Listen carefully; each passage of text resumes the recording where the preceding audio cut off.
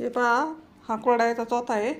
आता आपल्याला याचं काय करायची आहे, चटणी करायची आहे आणि बाकीच्या चोथ्याची बिवड्या घालायच्या आहेत. आता आपण बिवड्या कशा घालणार आहे, तर गेल्या वर्षी मी रेसिपी टाकलेली बिवड्याची, तुम्ही चॅनलवर जाऊन बघू शकता मी बिवड्या कशा टाकलेल्या आहेत. तर आपल्याला याच्यातला थोडा चोथा घ्यायचा आहे आणि त्याची चटणी करायची. तर एकदम पौष्टिक आणि एकदम हेल्दी असते बघा ही चटणी. अगदी थोडा घेणार आहे मी, असं एवढाच घेणार आहे आणि थोडीच चटणी बनवणार आहे बघा. तर बघूया आपण आता ही चटणी कशी करायची ती. तर बघा, मी या डिशमध्ये काढून घेतलेला आहे चोथा. आता आपण अगदी थोडीशी चटणी करणार आहे, जास्त नाही, कारण का आता खाणारं कसं आहे, एकच माणूस आहे इथं, त्याच्यामुळे मी थोडी चटणी करणार आहे. तर हे एवढा मी चोथा घेतलेला आहे. इकडे एक कांदा कापून घेतलेला आहे, मोठा कांदा आहे, जास्त मोठा नाही जास्त छोटा नाही. कांदा तुमच्या आवडीप्रमाणे तुम्ही घालू शकता. आणि इकडे मिरची घेतलेली, तर ही आपली लसणाची मिरची, खुळखुळा म्हणतात याला आमच्या इकडं. लसणाची मिरची म्हणजे लसूण, मीठ आणि मिरची, हे आपण वाळली बुकटी केलेली आहे ती टाकणार आहे याला मी. तर आपण आता तवा ठेवलेला आहे वरती. हे बघा, तवा टाकला आहे. तव्यावर मी अगोदर भाकर करून घेतलेली आहे आणि नंतर आपण चटणी करणार आहोत त्याच तव्यावर. तर आपण तव्यावर तेल घालू. तेल तुमच्या आवडीप्रमाणे घाला आणि थोडीशी मोहरी टाकायची याच्यामध्ये. आता मी जास्त नाही टाकली मोहरी, अगदी थोडीशी टाकलेली आहे. नाही टाकली तरी पण चालते. मोहरीला आपल्याला तडतडून द्यायचंय. मोहरी तडतडली आहे आणि हा कांदा टाकून द्यायचा आपल्याला. कांद्याला चांगलं लाल करून घ्यायचं आपल्याला मस्त. कांदा तुमच्या आवडीप्रमाणे घाला, कमी जास्त. याला असं मस्त लाल करून घेऊ आपण. आणि ही चटणी ना इतकी छान लागते खायला, ताजी ताजी जर केली ना तर छान लागते. आणि तुम्हाला जर अशी नेहमी खायची असेल ना तर हात स्वतः तुम्ही वाळून ठेवायचा आणि ज्यावेळेस करायचं ना तुम्हाला त्यावेळेस त्याला पाण्यातून काढायचं, म्हणजे तो वल्ला होईल आणि त्यावेळेस तुम्ही चटणी करू शकता. म्हणजे असं तुम्ही वर्षभर पण ना हा स्वतः घरात ठेवू शकता, मस्त असं कडक उन्हात वाळून पण. आणि एकदम पौष्टिक असते बघा ही चटणी खायला. आता काय काही ना कसं माहिती नसतं ना करायचं, चटणी करायची माहीत नसतं, बिवड्या करायचं पण माहीत नसतं. तर तुम्हाला जर याच्या बिवड्या करायच्या असेल तर चॅनलवर जाऊन तुम्ही बघू शकता, मी रेसिपी टाकलेली आहे बिवड्यांची मागल्या वर्षी. तर तुम्ही बघा आणि नक्की करा. तर आपण कांदा चांगला लाल करून घेऊया आता. असं मस्त लाल करून घ्यायचा आहे बघा कांदा आपल्याला चांगला, म्हणजे कचकच नाही लागत. कांदा जास्त चांगला लाल केला ना मग कचकच नाही लागत असं.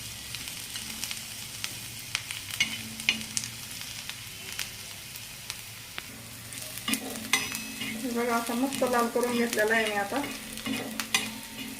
थोडासा इकडं सरकू कांदा आपण, असं थोडासा सरकवायचा आपल्याला.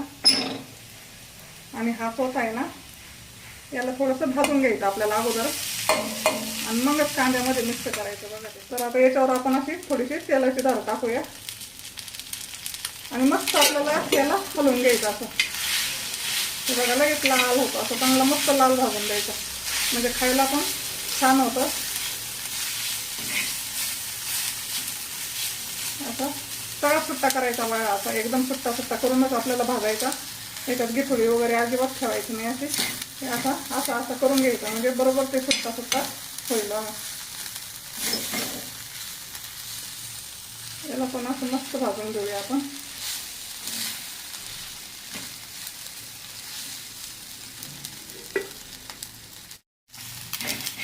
तर हे बघा असं मस्त लाल झालेला आहे आपला चोथा.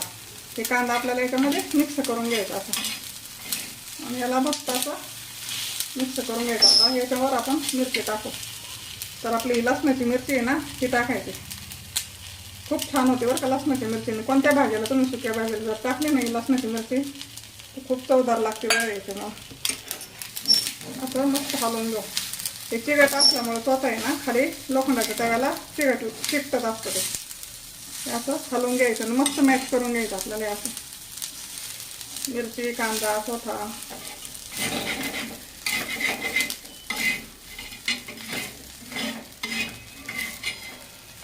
आणि याला आता आपल्याला 2-3 मिनटं असं बारीक गॅसवर मस्त परतून घ्यायचं.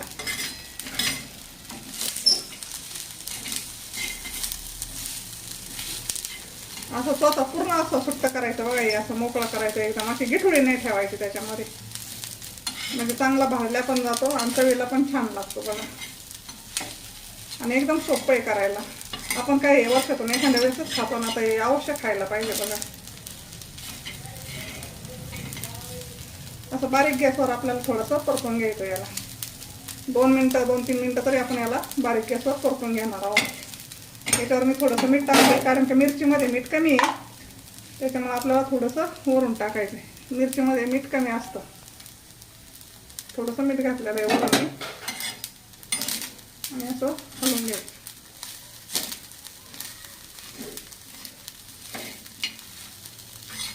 गरम गरम ज्वारीची भाकरी, बाजरीची भाकरी, चपाती बरोबर नाही एवढं बरोबर लागत, पण भाकरी बरोबर छान लागतं बघा खायला. तुम्ही तसं चपाती बरोबर पण खाऊ शकता, पण भाकरी बरोबर मस्त मजा येते खायला. याला थोडंसं होऊन देऊ आपण आता.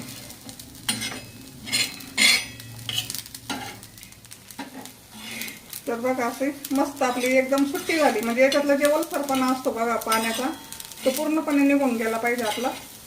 आणि बघा कशी मस्त एकदम अशी सुट्टी झाली, एकदम छान. हो हे बघा आपली ही कशाची चटणी, चोथ्याची चटणी. याला कोणी कोणी काय म्हणतं, आमच्याकडं म्हणजे कोरड्याचं चोथच म्हणतं त्याला.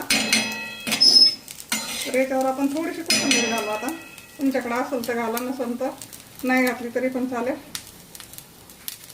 बिना कोथिंबीरीचा पण छान होतो, पण माझ्याकडे होती म्हणून मी टाकलेली आहे. असं हलवून घ्यायचे. आणि आता बघा, आता पूर्ण पाणी याच्यातलं गेलंय ना, त्याच्यामुळे खाली तव्याला एकदम लागत नाही, काही नाही. हे बघा एकदम असं क्लीन झालं एकदम. आता आपली चटणी अशी खाण्यासाठी तयार झाली. कशी वाटली आपली कुरडयाच्या चोथ्याची चटणी?